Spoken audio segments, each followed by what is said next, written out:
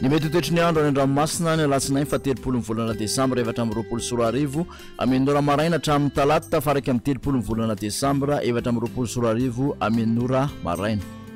Tsy misy filazana manokana mahakasika ny alon-drano ho an'ny morontsiraka atsinanana tanjona bobaomby hatrany amin'ny tanjona angotsy andrahona ny andro amin'ny ankapobeny ho avy atsimon-drivotra ka ho 20 ka hatramin'ny 20 kilometatra isan'ora aty mpanonja nanjo ampendra masina avy ny onja raika hatramin'ny 1.5 metatra. Tanjona angotsy hatrany manoro anorana mahalana ny andro ho avy atsimatsanana ny rivotra ka ho 7 ka hatramin'ny 20 kilometatra isan'ora aty mpanonja nanjo ampendra masina avy ny onja raika hatramin'ny 1.5 metatra. Manoratra ny taolany andro andrahona vitsy ny andro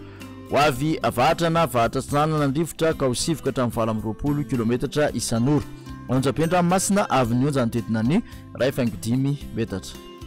Taolany aro hatrany amin'ny tanjona vohimena andrahona sitokotokona ibalika ny masoandro ho avy avahatratsanana ny rivotra ka ho 7 ka hatramin'ny 20 kilometatra isan'ora hatratra fito amin'ny 30 ka hatramin'ny 570 kilometatra isan'ora ny tolakandro anjo ampendra-masina avy ny onja 1.5 ka hatramin'ny 2 metatra.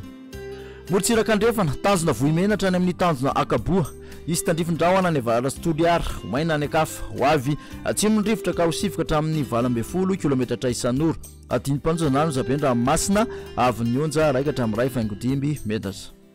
Tanjona akaboa hatrany amin'ny tanjona vilan'andro anora tandrifin-drahona mety arankotroka ny andro ho avy avatra ny fitsokon'ny rivotra ka ho 7 ka hatramin'ny 20 kilometatra isan'ora aty mpanonja ranomasina avy ny onja 1.5 ka hatramin'ny 1 metatra. Tanjona vilan'andro hatrany lalava izy tandrifin-drahona mety arankotroka ho avy atsinanana ny rivotra ny maraina ka ho 7 kilometatra isan'ora ho avy avatra andrefana kosa ny tolakandro ka ho 7 kilometatra isan'ora ho toy ny ranomasina ny avy ny onja dia ho latsaky ny 1.5 metatra.